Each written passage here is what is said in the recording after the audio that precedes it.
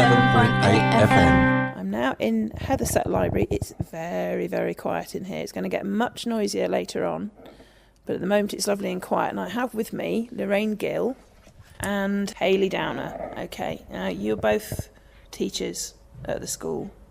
Well, I'm a literacy lead at the school. Yeah? Yeah. And you are? I'm head of English at school. Head of English.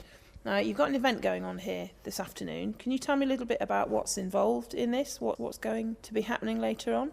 Yeah, we're really excited because we've invited Year 7 and their parents to come in this afternoon to have a look at the projects they've been doing at home based around books and reading, and also the work they've been doing in school.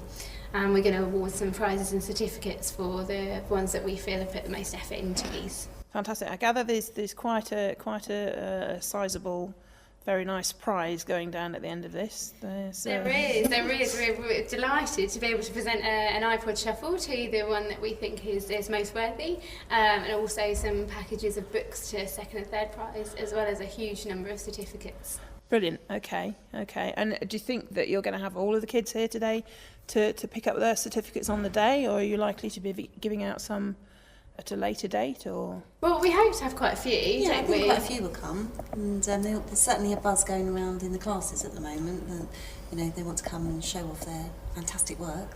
So the kids have been looking forward to doing this. Definitely, yeah. Yeah, and it's always nice when the parents come in and can see what's going on and get a bit of an eye on school life.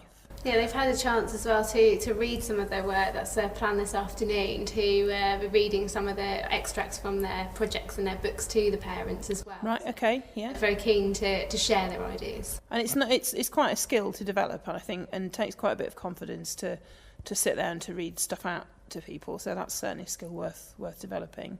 Okay. They're very keen so far. We've got some really excellent readers, and we're looking forward to hearing some of those. So yeah, we're going to get some recordings down this afternoon of what the children have actually been up to, so we can get a flavour of what they've been working on. Okay, thank you very much indeed. Thank you. I have with me a young man called Josh Worling, and Josh works with Radio Norfolk in his spare time and has a great interest in radio, and I thought it would be lovely to get some ideas from him on what got him started in radio and where he's at now. So hello, Josh. Hello, thank you very much for speaking to me and allowing me to speak to you. Firstly, my interest in radio started when I was trying with my friend when I was 12 years old to break a world record for the world's youngest radio presenters. Ah, right, so that's how you got into it all? Indeed, yes. Unfortunately, we were pipped to the post by a 5-year-old America who had a regular slot on Sundays. Oh, precocious Americans. Indeed, what can you do? Yeah. I don't know how I'd quite react to a 5-year-old on the radio, but hey, if it works for them, then... Have you heard said 5-year-old on the radio? What, do you know what they were like? Well, no, I haven't. I think she's been bumped off the schedule, but... I know. Bit of a Shirley Temple vibe going on, perhaps. With yes, that one. Indeed, yeah. But Radio Norfolk agreed to have us in anyway, which was excellent of them. And my friend and I read a few of the news bulletins. Yeah. It went quite quiet from there, but then a couple of years later, for some reason, I felt the urge to start my own radio station for young people. Okay. And this station was completely run by and for young people. So everyone who ran the station and everyone who was on air, all the producers, were young people. Right, okay. I have since stepped down as the station manager from that station, but it is still running. Yeah. Across Norwich and South Norfolk at the minute. And you presumably learnt an awful lot of stuff while you were there. And yes, has a lot of what you've learnt gone on to sort of inform what you want to do now? Yeah. I mean, I learnt a lot about not only about just specifically radio, but also working with young people and young people from different backgrounds. Hey, that is the bell. Just so you know, we are in a school. It's all happening live. So I've learnt a lot about not just specifically radio. And the technical side of that, but also just generally working with young people, and we had young people from all different backgrounds. What's the kind of lower age limit that we're talking about here when you say young people? I mean, kids grow up so fast these days. I'd be interested to know what you think is what is a young person to you. You're 15. I'm 15. Yeah. You seem and you look older, but you are. You're not the first person to say that, actually. No, well there we are then. Yeah. So. You don't want that when you are older. You want to look younger when you are older. Yeah. But at the moment, that's a good thing. Yes. Our youngest age person was 13. Right, okay. And at one point we did go all the way up to 21. But I personally consider a young person to be anything from the age of 13 to 20. In my opinion, that is a young person. Okay, yeah. I guess that's kind of probably one of... I mean, I know I have a daughter who's 12, and I think if her experience of coming to high school and the changes that brings is anything to go by, you're kind of entering that slipstream in life where you're expected to seem older, and yet you know that really childhood is only a hop, skip and a jump behind you, and I think sometimes she misses that, and I would think that, I don't know, I get the feeling that perhaps radio is something that kind of involvement in radio, learning to have your say, is something that helps you to grow up gracefully. Definitely, definitely. I mean, radio is something that's been around for years, particularly in the United Kingdom. We have an excellent radio heritage, really. It kind of started here. And so I think that it's something that we need to be really, really proud of, the radio in this country, and particularly community stations like Future Radio. It is something really important, and it's really important that we keep them going. I think so, definitely. And I think, to me, one of the things that's always been interesting about the potential of radio is that obviously, even though, I mean, for instance, there's a limited area with Future to how far that it will actually transmit, but of course you can listen online. Mm-hmm. So technology has a huge part to play in this. But at the same time, it's everything else that's entertaining in this world seems to be a kind of screen-based media. And radio is voice, and you have to use your imagination that much more. Hello, something's gone over in the corner. That might have been the biscuit trolley, I don't know. Something with a bit of a crash. That's the excitement of, well, it won't be live when it goes out, but it's live at the moment. Yeah.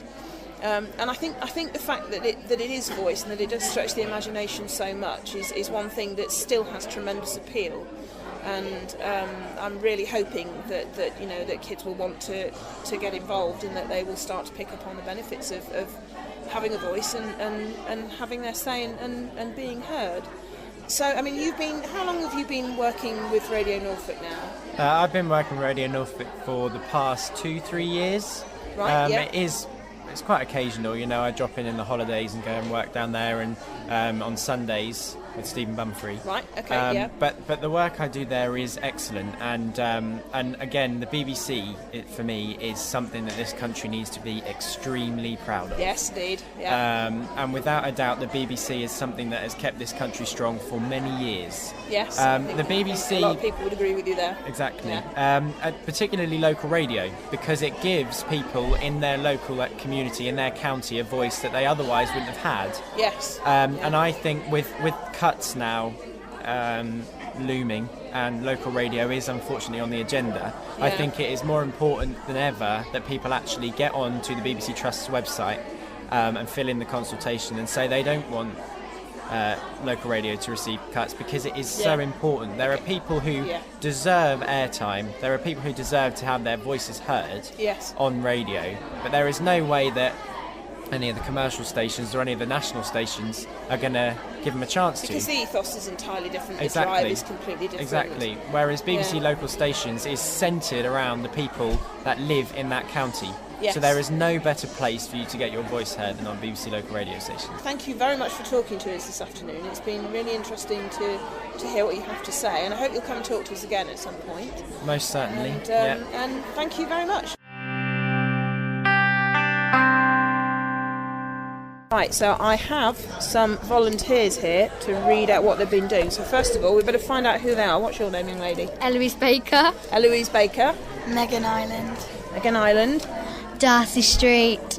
Darcy Street. Some fantastic names there.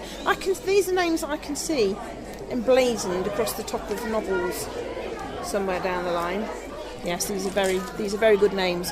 How old are you all? 11. 11? 11. 11 as well. Right, what a surprise, you're all the same age, because you're probably all in the same class? Yeah. Are you? Near each other months and near. Ah, right, okay. And two of you have been working on book reviews. Yeah. Yes? And you've been working on... autobiography, my first day at school. Right, okay. Your first day at school, your first ever day at school? At high school, yeah. Your first ever day at high school. Was that terrifying? It was a bit terrifying, and you gotta say it was exciting because like you go to a new place and everything, you gotta find everything. Oh, right, It was fun. But a big experience. Yeah. Certainly one worth writing about. Yeah.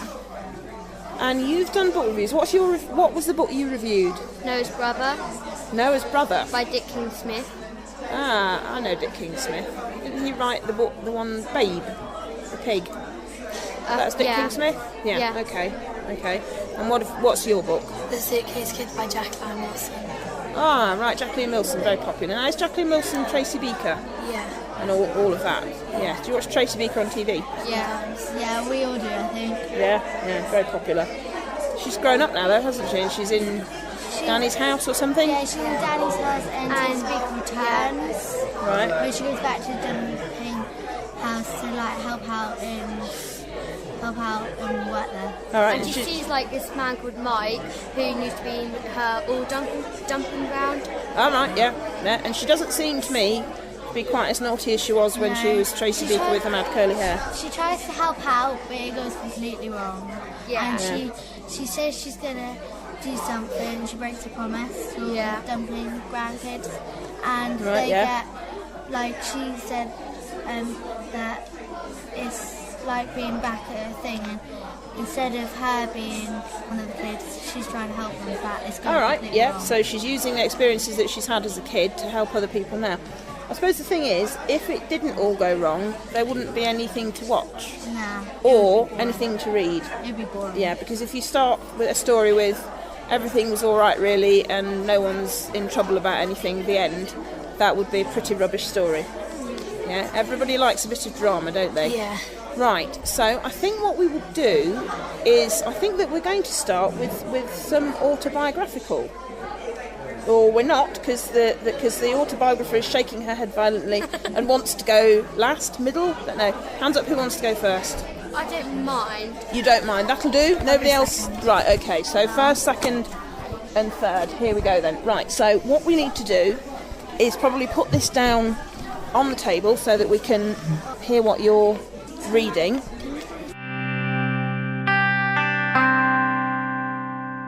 Dick King-Smith was born on the 27th of March and died in January 2011 at an age of 88.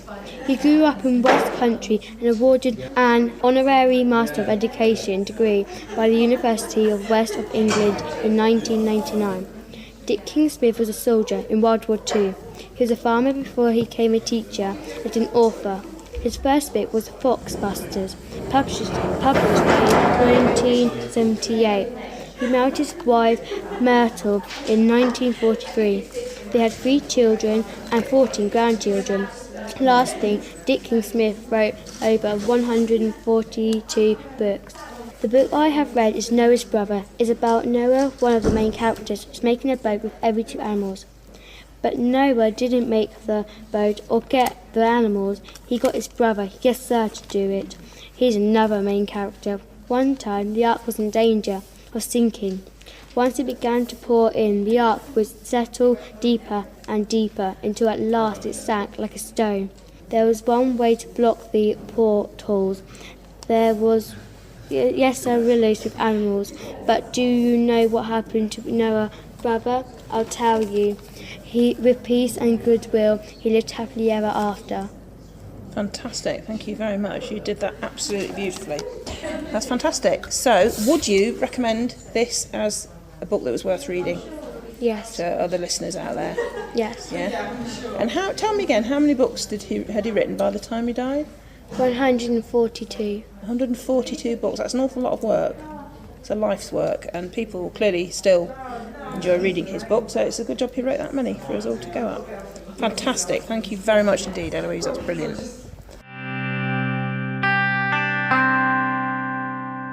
Now we have Megan Ireland going next. Now Megan Ireland has done another book review for us. What's your book that you've reviewed? The Suitcase Kid by Jacqueline Wilson. The Suitcase Kid by Jacqueline Wilson. Right, and did you enjoy reading that? Yeah. And what about doing the review? Did you find it easy or difficult? It was like basically time to when it was hard to find time when to do it.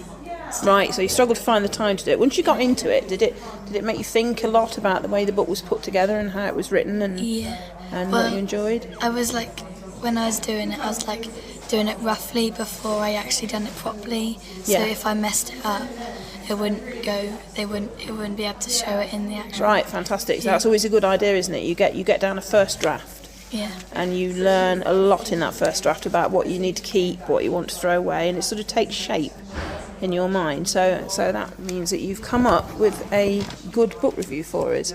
So this is The Suitcase Kid, and you're going to read a review of the book, and then you're also going to tell us a little bit about the author. Yeah. Okay, well that's great. So away we go then. The review of the book. The Suitcase Kid was really good. I really enjoyed the bit where Zoe was born because I liked the name and because it cheered Andrea up. The book is about a young girl named Andrea. Her parents have split up. 1 week she lives with her dad and the next she lives with her mum. This does not work out for her at first. She gets on with Graham but not with Katie as they fight a lot. I would recommend this book to an 8 to 12-year-old because I don't think a 5 to 7-year-old would be able to read it or understand it. And also, a 13 to 15-year-old wouldn't enjoy it. It would be a bit too young for them. Jacqueline Wilson has written a lot of books. For example, Jackie Daydream, Hetty Feather, Cookie, Girls Out Loud, and lots more. The main characters is Andrea, and 2 other characters are Katie and Graham. Andrea is 10 years old, who finds it hard adjusting when her parents split up. She also has a toy rabbit called Radish, which she takes everywhere with her. Katie is Andrea's stepsister. They have to share a room together. They don't get on well. Katie tries to blame Andrea for things she hasn't done, and Graham is Andrea's stepbrother. They both get on well. Graham makes things for Andrea. Oh, that's lovely. Okay, so that's given us a good idea of some of the things that are going on in the book. So now you're going to tell us a little bit about the author. Yeah, about the author. Jacqueline Wilson was born in December 1945. As a child, she's always wanted to be a writer and wrote her first novel when she was 9. Yep. She started work at a publishing company and then went on to work as a journalist on Jackie magazine, which was named after her. And then she started writing full-time. She sold over 25,000 books. 3 of them was her favourite character, Tracy Beaker. She has written 3 series of her. The Story of Tracy Beaker, starring Tracy Beaker, and Tracy Beaker Returns. Her first book award was The Suitcase Kid. In 2002, she was awarded an OBE, and in 2005, she was Children's Laureate. Some of her books have been made into TV programs, including Tracy Beaker series, Dustbin Baby, and Best Friends, along with The Suitcase Kid, which was performed in a theatre. Now, one thing I didn't know was that Jackie was named, the magazine was named after Jacqueline Wilson? Yeah, I didn't know that. I've read it. Ah, so you did know that. Ah, right, okay, well I've learned something new today there then. And you like Jacqueline Wilson, I think? Yeah. Yeah? So do I. Well, my favourite is Best Friends, because when I watched it on TV, Best Friends? Yeah. Okay. which is about 2 girls and one of them gets taken to Scotland. And Oh, right, so a long way away. Well, presumably the other one was a long way away from Scotland, so Yeah. they were separated. How did they manage to stay friends? email, and they were both born at the same time. Oh, were they? Not exactly the same time. I think Gemma's older a bit though. Oh, slightly, yeah, okay. And what was it that was performed in the theatre? The Suitcase Kid. The Suitcase Kid was performed in the theatre. Have you seen it? No. Would you like to? Yeah. I wonder if it would match, because sometimes if you see something on TV that you've read first or something at the theatre that you've read first, you think, no, they don't look like that. The characters in my head didn't look quite like that. Well, it my can mum seem knew quite it different. was in the theatre. Ah, right, okay, well that's fantastic. Well, you've done a brilliant job with that. Very interesting to hear it, and I'm hoping that it will encourage all those listeners out there to go out and read some more Jacqueline Wilson. Now, we now have Darcy Street, and Darcy Street is our young lady who's done some autobiographical writing, yeah? Are you going to read out the title for us? My first day at school. Right, so we were talking about this earlier on, weren't we? And you were saying that some of it you found scary, some of it you found exciting. What made you want to do autobiography as opposed to book reviews? I did do book review, but the teacher asked me to read my autobiography. Right, okay, so you've done a bit of each, but this is what you're going to read for us today. Well, that's great, because we've got an example of everything today that you've been working on. Okay, so this is my first day at school. Hooray! My new school. But the bad thing was the new black blazers were really itching my neck. Scared, that is what I felt. However, I could taste the sweat of the older children where they hadn't washed. As well, I felt like I was small and they were giants. The yellow science room was very big, only one of them, of course. That was my form room. My form teacher's name was Miss Glaister. It's very funny having different teachers for different lessons. It's completely different to Heverset Junior School.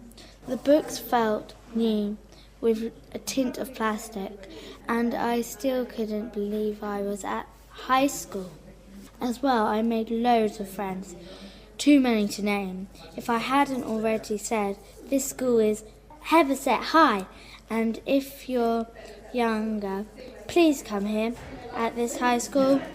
You know what?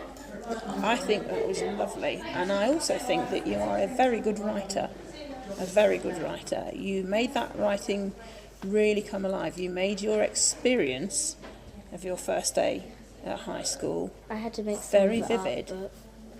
Some of the ways in which you did that, you used some of the senses, didn't you? You talked about, for instance, the smell of the older children, because I guess you've got some kind of teenagey children here, and teenagers can be a bit iffy sometimes, can't they? Sorry, teenagers out there. Yeah. No, I just felt like I could taste the sweat of the older children. Well, that's a really good way to describe things. But I really do like that. You've really made it come to life. And I really do like the way you've written that. And I also love the way you read it. You started off with such emphasis. That was really superb. So Darcy Street, yes, I can definitely see your name emblazoned across the novel somewhere when you're older. Potential career there. But that was absolutely lovely. Thank you very much indeed. Well, I hope that at some point, Darcy Street, you're going to do some more writing for us and some more reading.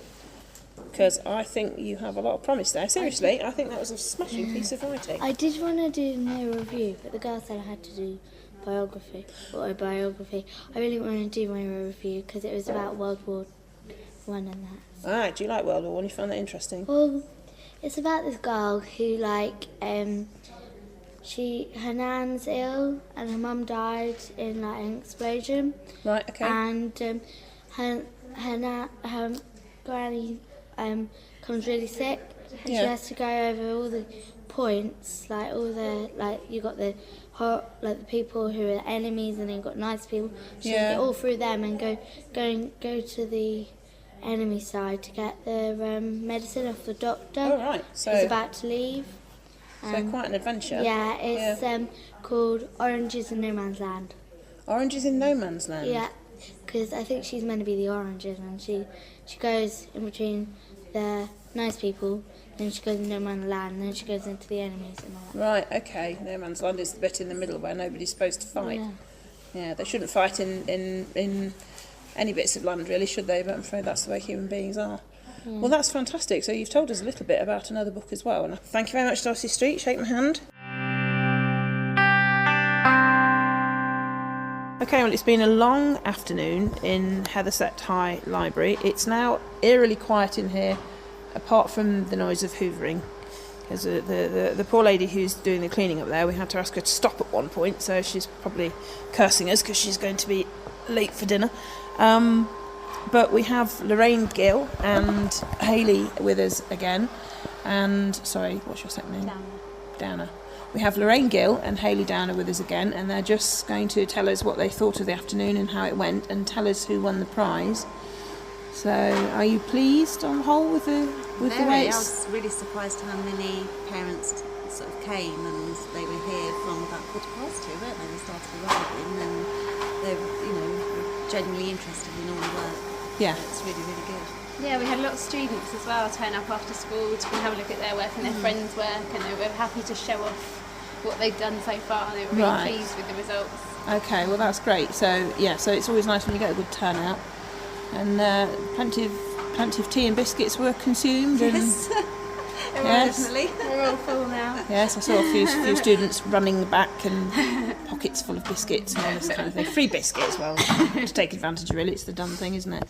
So, who did win the iPod in the end?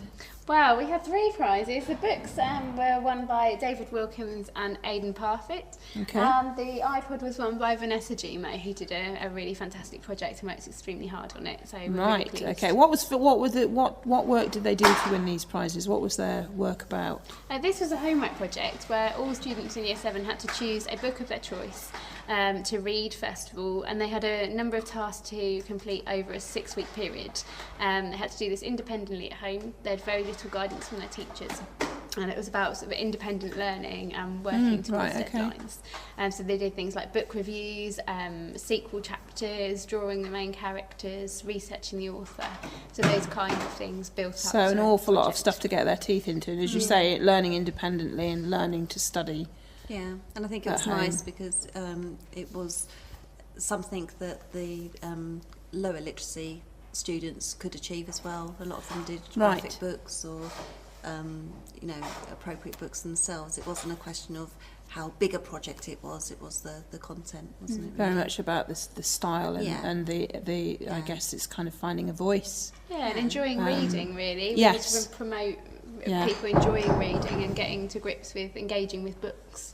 Yeah. Some of them did it sort of like in a storyboard format, didn't they? So they didn't have to write loads, or they could use a computer or handwrite. So there was a wide variety. It was quite interesting to see, actually. Lots of different approaches and something there that could suit everybody. Yeah, definitely. And I guess if you go away and you have to do that work fairly independently, that's the point at which the engagement with what they've read will really kick in. Yes. I mean, I found this even much later in life when I was, doing stuff at uni. I found it was actually having to break a book down in a particular way that actually helped me get to grips with what I was reading and why I liked what I was reading, why I was responding to it in the way that I did. So it's clearly never too old to learn something like that. And they're getting to grips with that at an early stage, and having something to work towards in the form of prizes and just taking part I think as an well, event. It was useful because then other students could see what their friends had read, and it was kind of like their personal review. So then they're going on now and asking for those books. So it's, there's no better recommendation really from your friends, is there? No, absolutely not. Absolutely, you from your own peer group, I think is that's very important. Well, we're pleased they rose to the challenge because the projects were such high quality, weren't they? With such little help from their teachers, they got their parents involved, and they really took things on to the next level. So we're really delighted that they worked so well on their own with it and came up with some brilliant things. Oh, that's fantastic. And I gather at some point you're going to be having some film reviews as well. Yes, that might be the beginning of our next project. So later on in the year we'll be doing something similar, but with media text instead of reading books. Right, okay. And how will they... Sorry, carry on. I was just going to say, I think it's important to sort of like say as well that it was really positive from all the English teachers. They really enjoyed actually marking this project because everyone was completely different. It was different books that they were reading, and I think they actually genuinely enjoyed marking them, didn't they?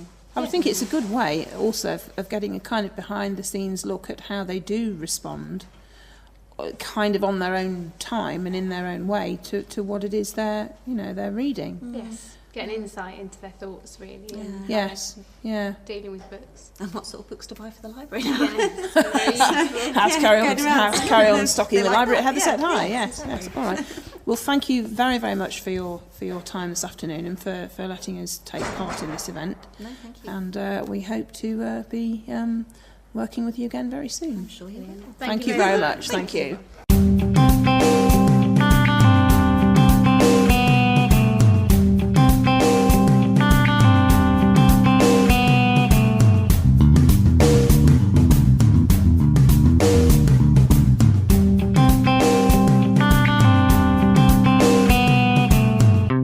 Sundazed on Future Radio 107.8 FM.